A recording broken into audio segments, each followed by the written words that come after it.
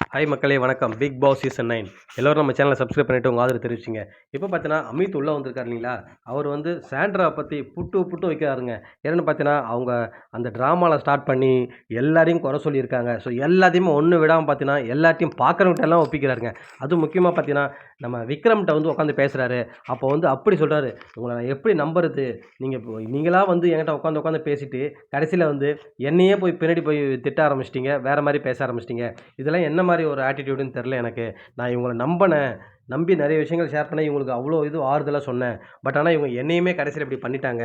ரொம்பவே வீட்டில் போய் பார்த்தோன்னே வருத்தமாச்சு. என் ஒய்ஃப் அப்போயே வந்து சொன்னாங்க.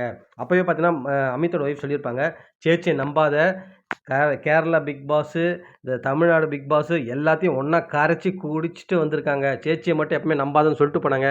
பட் ஆனால் இந்த ஆள் கேட்கல. உண்மையை சொல்லணும்னா அதுதான். ஸோ இவர் வந்து சரி ஓகே, அப்படி என்ன பண்ணிட போகிறாங்கன்ற மாதிரி ஒரு நப்பாசையில் அவங்ககிட்ட பேசிட்டாரு, பழகிட்டாரு. அவங்களுக்கு வந்து நிறைய இடத்துல வந்து துணையாக நின்றுருக்காரு. ஆனால் இந்த விஷயத்தில் வந்து அமித் வந்து ஜென்யூனான பர்சன்.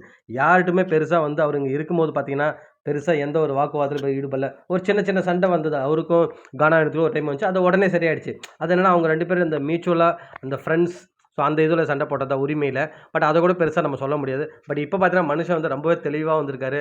வந்துட்டு உள்ளே வந்து ஒரு கோவத்தில் இருக்காரு. அது மட்டும் இல்லாமல் திவ்யாவுக்குலாம் வந்து போகவே கூடாது டைட்டில்ன்றதுல ரொம்ப கான்ஃபிடண்ட்டாக இருக்கார். ஸோ அவர் என்ன ஃபீல் பண்ணி சொன்ன விஷயம்னா, எனக்கு வந்து கானா வினோத் போயிருக்கக்கூடாது எனக்கு, அதான் ரொம்ப கஷ்டமாக இருக்குன்ற மாதிரி ரொம்ப ஃபீல் பண்ணி சொன்னார்.